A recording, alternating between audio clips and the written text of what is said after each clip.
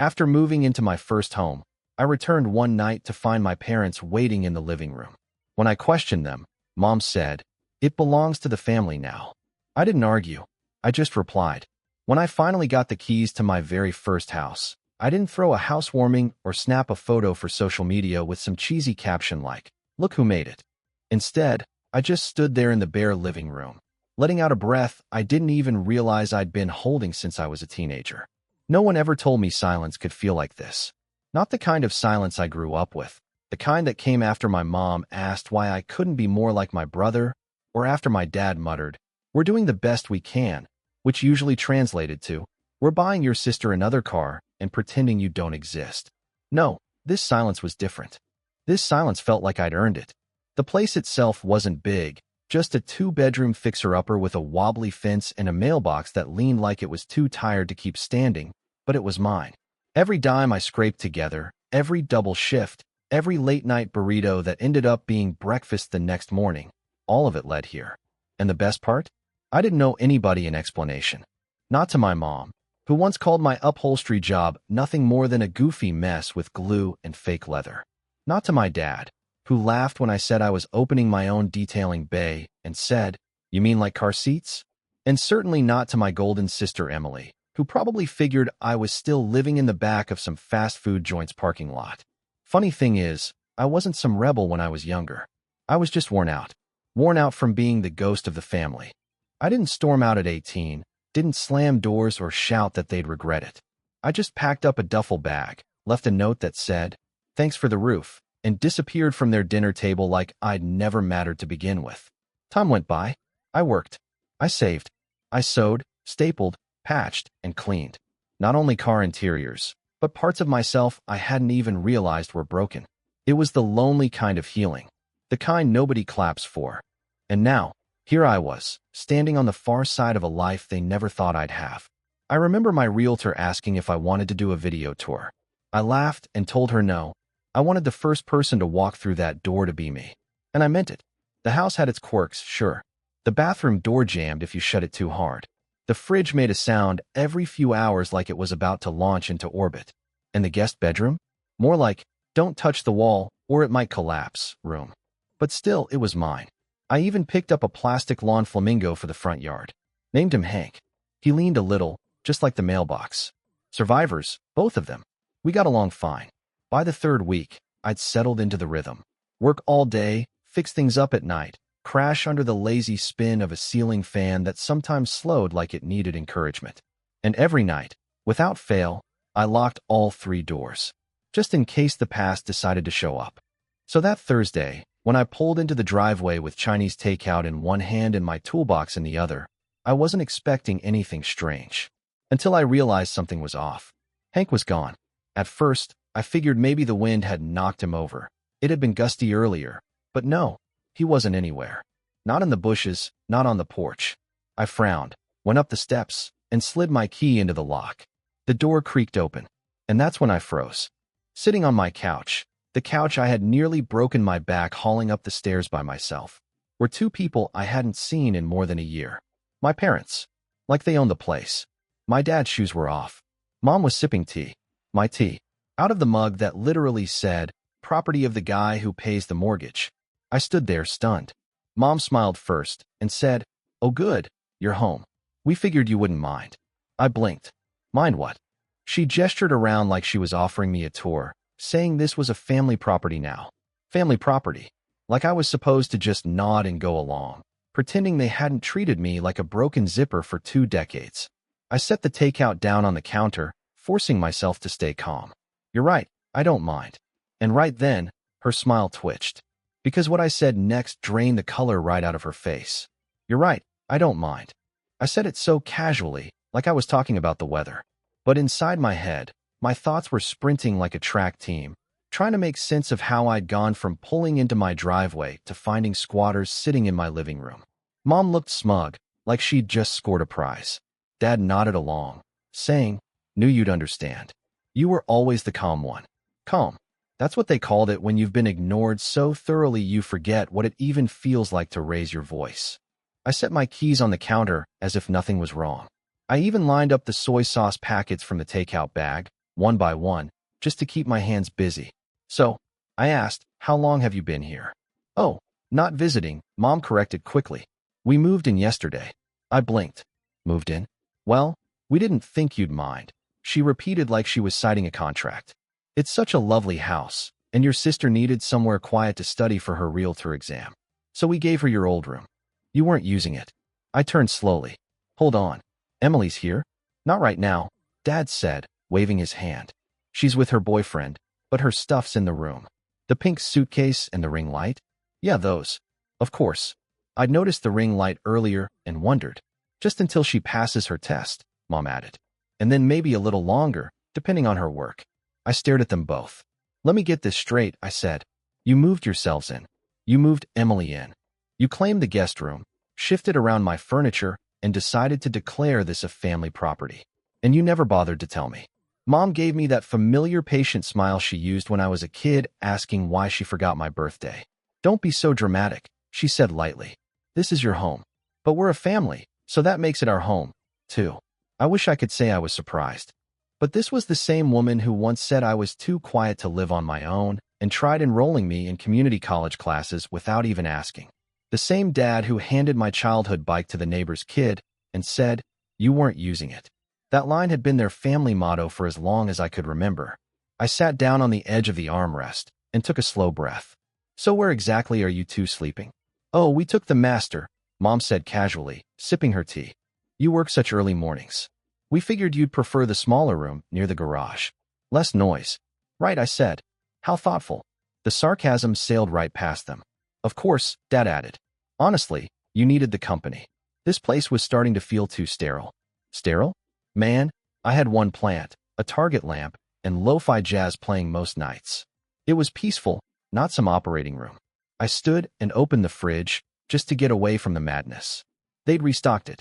Almond milk, off-brand turkey slices, and a stack of frozen diet meals. The exact kind Mom had always suggested I should try. Why now? I asked flatly. After all these years of silence? Mom delivered the kicker. Because you've finally settled. You're stable. We knew you'd be ready for us. Like I was a hotel that just passed its inspection.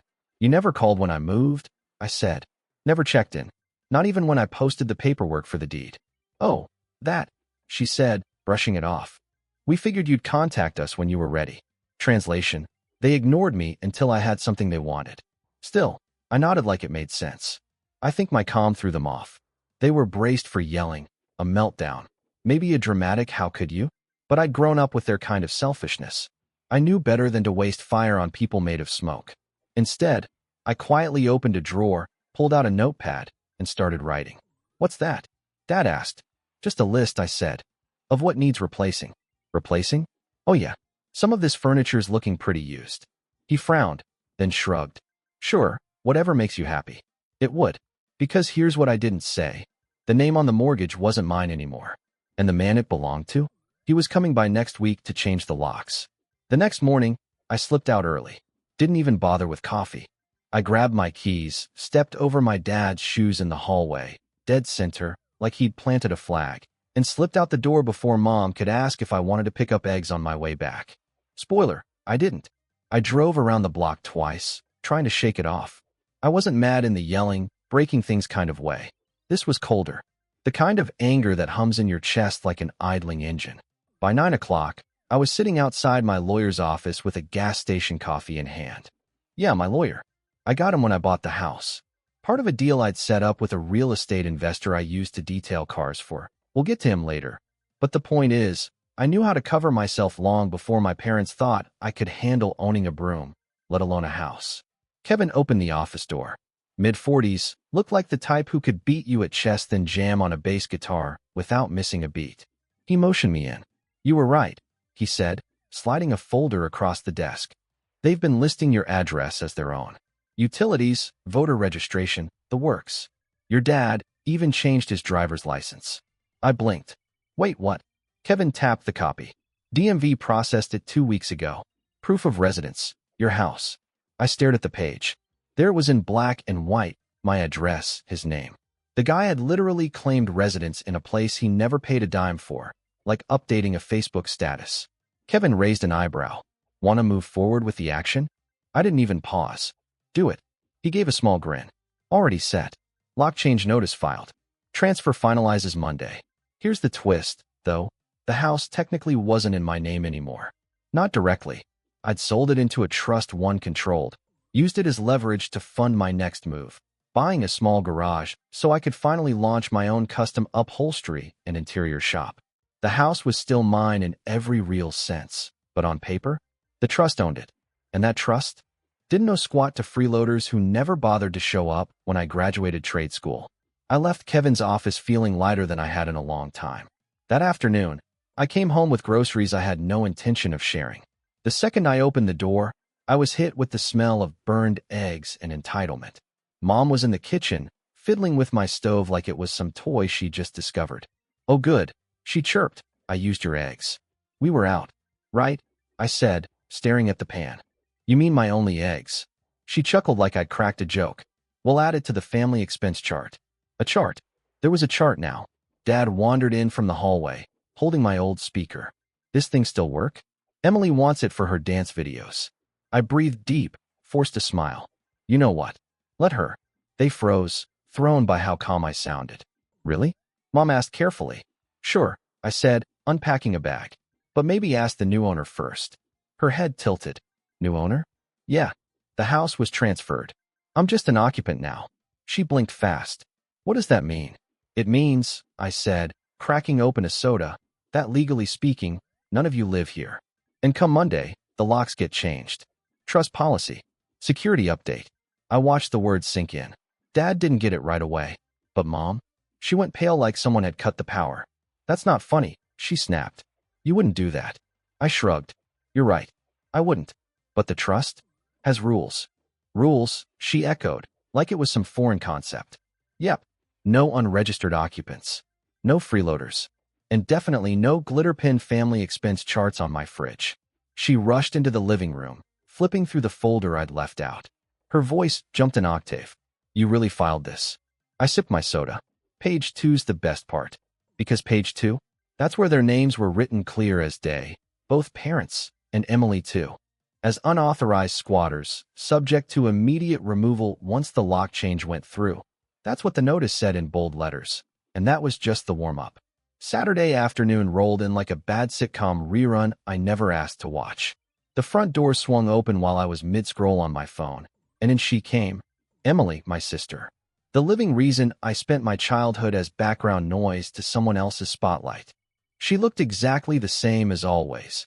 Over-accessorized, underemployed, and still radiating that aura like the world owed her applause just for showing up.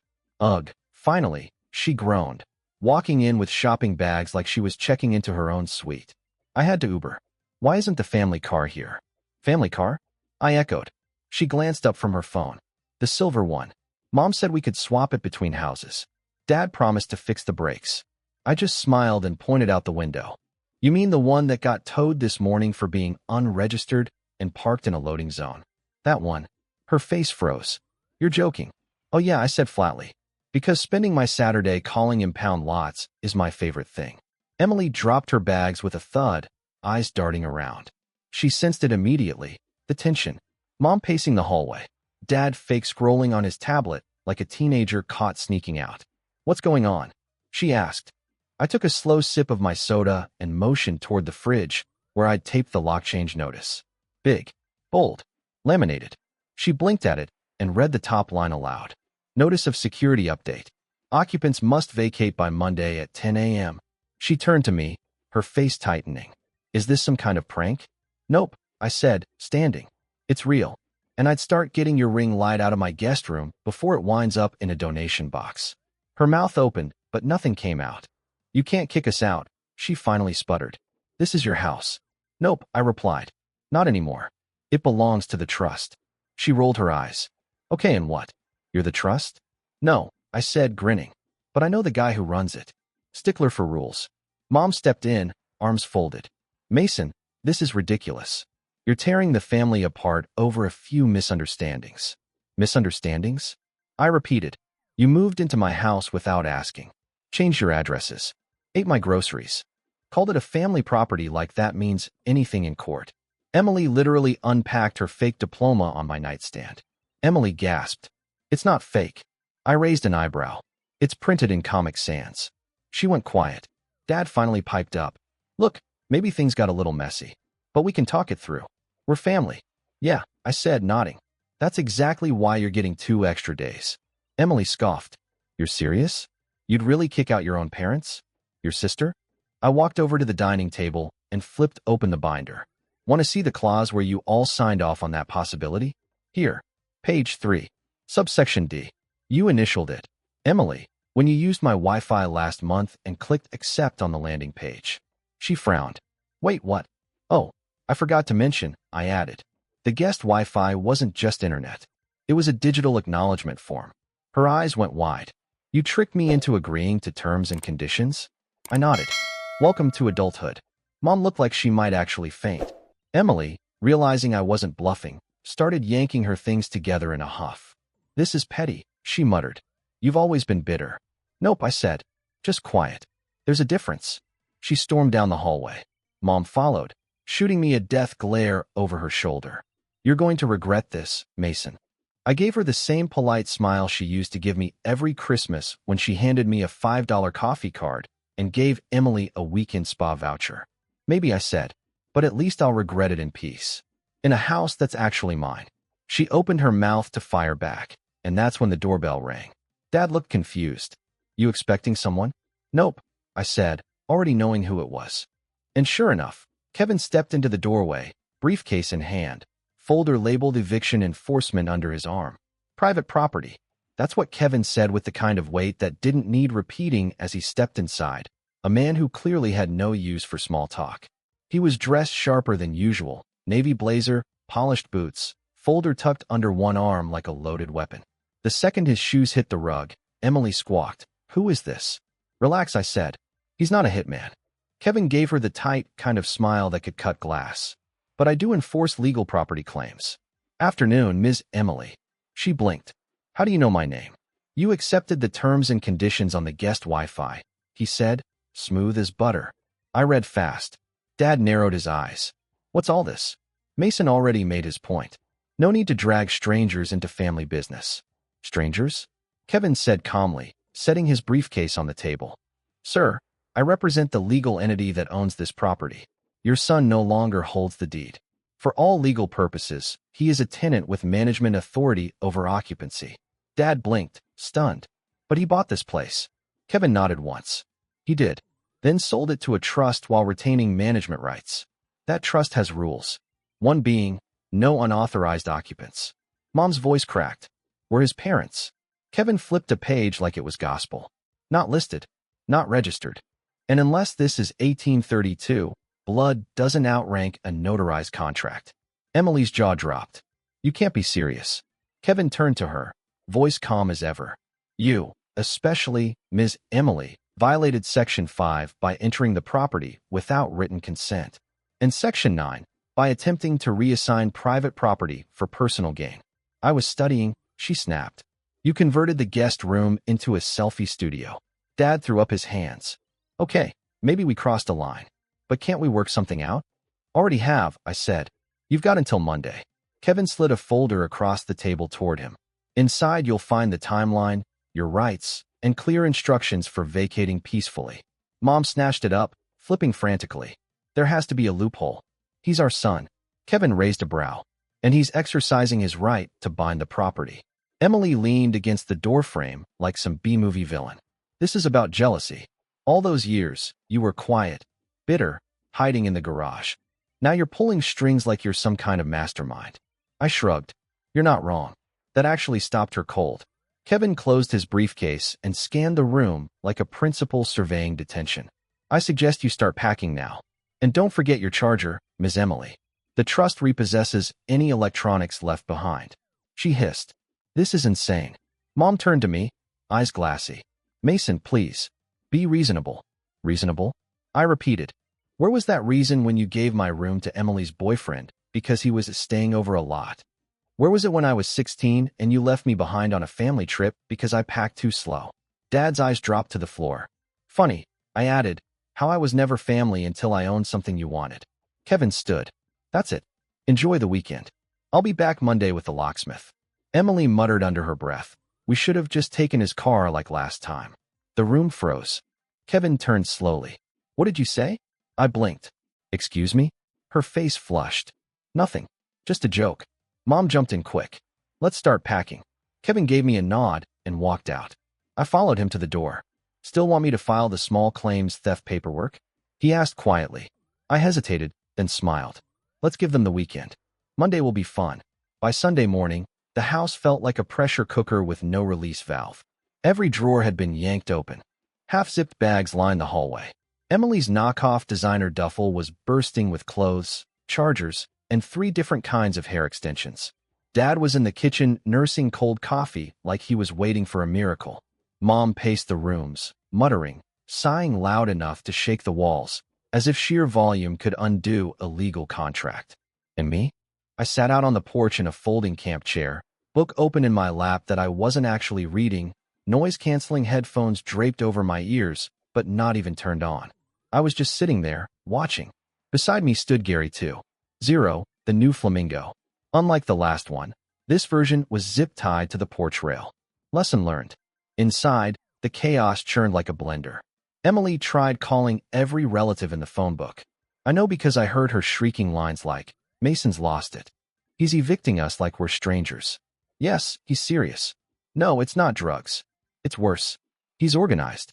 She even tried Aunt Dana, who, bless her heart, shouted back loud enough for me to hear through the wall. Didn't y'all leave him at the bus station that Christmas? Maybe zip it and start packing. Aunt Dana, MVP. Eventually, Mom cornered me by the porch door with a guilt trip pulled straight from her archives. We're your parents, she said softly. We gave you everything. I looked up at her. You gave me a trash bag of clothes and the bill for the broken washer. That was your contribution. She bristled. You lived here rent-free for years. I raised an eyebrow. I was 14, and I fixed the fence. Twice. We were trying our best, she said. No, I replied. You were trying your best with Emily. The rest of us were scenery. She blinked. You want the truth? I asked, standing. You didn't raise a family. You raised a golden child and 2 background extras. I just happened to uninstall myself. Her lips moved, but no words came out. Dad peeked through the window, scowling. What's the point, Mason? Revenge? You think tossing us out fixes anything? I shrugged. Nope. It won't fix the past, but it'll fix the locks. After lunch, Emily tried her next weapon, pity. She flopped down across from me, fake crying into a tissue that still had a Walgreens sticker stuck to the plastic. You think this is success? She demanded. Alone, bitter, tearing apart your family? Success, I said, is having options. And I finally do. She sniffled. You've always been like this. Cold. Distant. Funny, I replied. That's what 20 years of being invisible will do to you. She threw one last Hail Mary. Dad's blood pressure's up. Mom's been crying nonstop. You really want to send them packing like this? I leaned forward. You think this is sudden? You've been here a few days. I've been packing this feeling since I was a kid. I was ready 10 years ago. Her jaw tightened. Besides, you've all got places to go. Like where? She snapped. Dad changed his license to this address. DMV's gonna eat that alive. She went pale. And your boyfriend? I added. Didn't he just move into that shiny rental? 2 bedrooms. Peloton in the corner. She stood up, seething. You've always hated me. No, I said quietly. I just finally stopped pretending I didn't. That night, Mom gave it one last shot. She knocked gently on my door. My door. Because I'd reclaimed the master like a civilized tyrant. Just sleep on it, she whispered. I plan to, I told her. With both eyes closed, for once. And I did. While they packed like fugitives from common sense, I slept like a man who finally set down a burden that was never his to carry. Monday morning came sharp, like a court summons with an espresso shot. I was already awake when Kevin's car rolled into the driveway. He stepped out with that same gray folder, but this time he wasn't alone. A short guy in work boots and a belt of tools followed him. Morning, Kevin said. This is Luis. He's here for the locks. Luis gave me a nod. Shouldn't take more than 45 minutes. You got the new keys? I held up a fresh-cut ring. He grinned. Perfect. Let's get started. The scrape of metal on the front door lock echoed through the hallway, and apparently it was louder than expected because Dad came charging out in his robe, red-faced.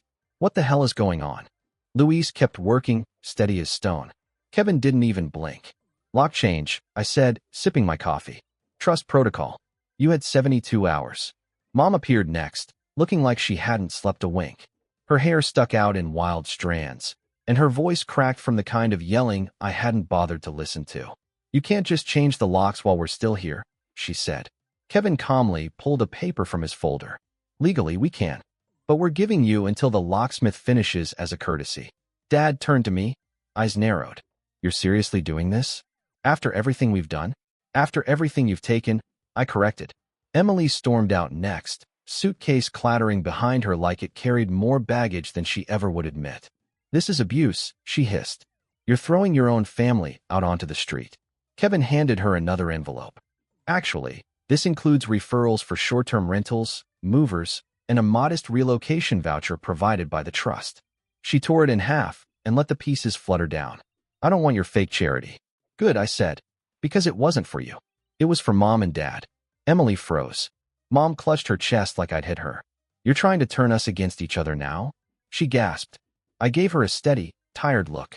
No, you did that the moment you decided I was disposable until I had property. Dad stepped forward, searching for ground to stand on. We were going to include you.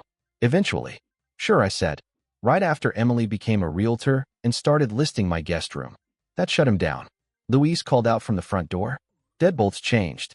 Kevin nodded. Which means, legally, we can now reclaim the space. Emily stared at me like she didn't recognize the person standing in front of her. What happened to you? You did, I said. Over and over. And I let it happen. Until now. She yanked up her suitcase and stomped out, slamming the door hard enough to rattle the frame. Mom turned on me. We raised you better than this. No, I said quietly. You raised me to keep quiet, to stay out of the way, to be thankful for crumbs. Luis moved to finish the back door. Dad made one last desperate play. This isn't what family does. I tilted my head. Then maybe you should have tried being one. Kevin slid me the final copy of the notice. It's official. You're clear. Then he hesitated and pulled out a small envelope. Certified mail. Came in Saturday. Addressed to the trust. I opened it and recognized the handwriting instantly. Grandpa's. Postmarked a month before he passed. Inside was a short letter. Mason, if they ever try to take what you've earned, remember this. You never needed their permission. You just needed the deed and your name on it. I folded the note carefully. Mom caught a glimpse of it. Is that from him? I nodded. She stepped closer. What does it say? I looked at her for a long moment, then handed it to Kevin instead. He read it, tucked it into the folder, and said plainly, final occupancy revoked. You're no longer welcome here. Luis clicked the last lock shut. The house fell into silence again. Not the stiff, cold kind. The good kind. The kind that wraps around you like an old friend. The kind you earn.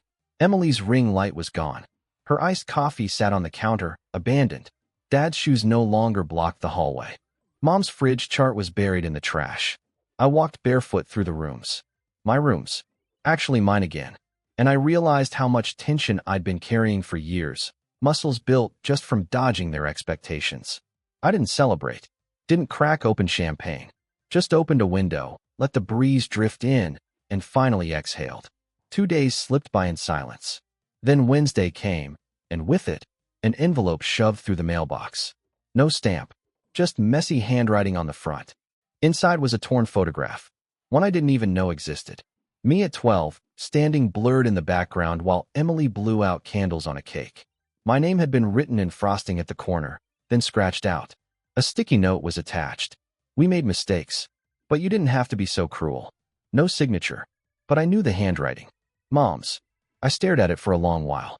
Then I folded the picture, slid it back into the envelope, and filed it under. Not my responsibility.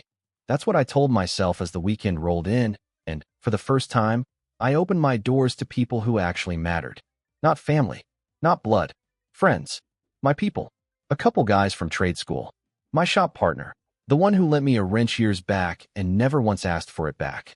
Kevin rolled in late carrying a rack of ribs and a Bluetooth speaker, then promptly passed out in a patio chair after 2 beers. We grilled, blasted music, laughed too loud for the neighborhood. At one point, somebody asked, "So, how's the family?"